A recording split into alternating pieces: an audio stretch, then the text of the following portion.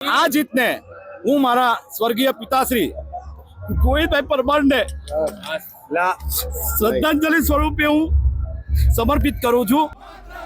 જીત બાદ પિતાને યાદ કરીને ભાજપના હર્ષદ પરમાર ભાવુક થઈ ગયા। ભવ્ય જીતને તેમણે પોતાના સ્વર્ગસ્થ પિતા ગોવિંદભાઈને સમર્પિત કરી। 5 રાજ્યોની સાથે ઉમરેઠ વિધાનસભાની પેટા ચૂંટણીના પણ પરિણામ જાહેર થયા, જેમાં ભાજપ ઉમેદવાર હર્ષદ પરમારની ભવ્ય જીત થઈ છે। ઉમરેઠમાં ભાજપના હર્ષદ પરમારને 85,500 મત મળ્યા, જ્યારે કોંગ્રેસના ભૃગુરાજસિંહ ચૌહાણને 54,757 મત મળ્યા। પરિણામે 30,743 મતથી ભાજપના હર્ષદ પરમાર વિજેતા બન્યા। ગોવિંદભાઈ પરમારના નિધન બાદ ખાલી પડેલી આ બેઠક પર પેટા ચૂંટણી યોજાઈ હતી। ભાજપે ઉમેદવાર તરીકે ગોવિંદભાઈના જ દીકરા હર્ષદને મેદાનમાં ઉતાર્યા, જેમાં હર્ષદ પરમારે 2022માં પિતાની જ લીડનો રેકોર્ડ તોડી નાખ્યો, કારણ કે 2022માં ગોવિંદભાઈ 26,717 મતથી વિજેતા બન્યા હતા। જીત બાદ હર્ષદ પરમારે મતદારો અને કાર્યકરોનો આભાર માન્યો, જ્યારે કોંગ્રેસ ઉમેદવારે ઈવીએમ સામે સવાલો ઉઠાવ્યા છે।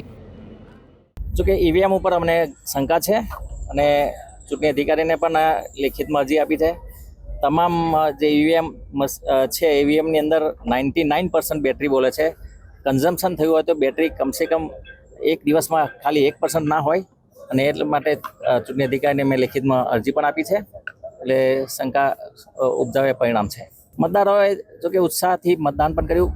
મતદારોએ જે ઉત્સાહથી મતદાન કર્યું એ ખરેખર કોંગ્રેસ તરફી મતદાન હતું, પરંતુ આ ઈવીએમને કારણે અમને જે નુકસાન થયું છે, ચોક્કસ અમે ચૂંટણી પંચમાં પણ એની અરજી કરી છે અને કોર્ટ રહે પણ અમે કાર્યવાહી કરીશું, કારણ કે આ ઈવીએમમાં કઈ ઘોટાળો 100% ઈવીએમમાં ઘોટાળો અમને એટલા માટે લાગે છે કે આજે બેટરી ઉપરથી શંકા જાય છે કે 99% બેટરી બને જ કઈ રીતે। જો કન્ઝમ્પશન થયું હોય તો કમસે કમ 20-25% બેટરી વપરાઈ હોય, એની જગ્યાએ 99% એક ઈવીએમમાં તો 100% બેટરી બોલે છે। તો આ શું આપણે સીધી શંકા જાય છે।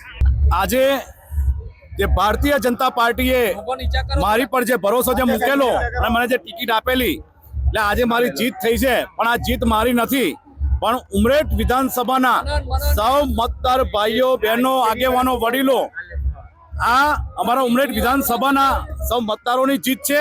અને આ જીતને હું મારા સ્વર્ગીય પિતાશ્રી ગોવિંદભાઈ પરમારને શ્રદ્ધાંજલિ સ્વરૂપે હું સમર્પિત કરું છું।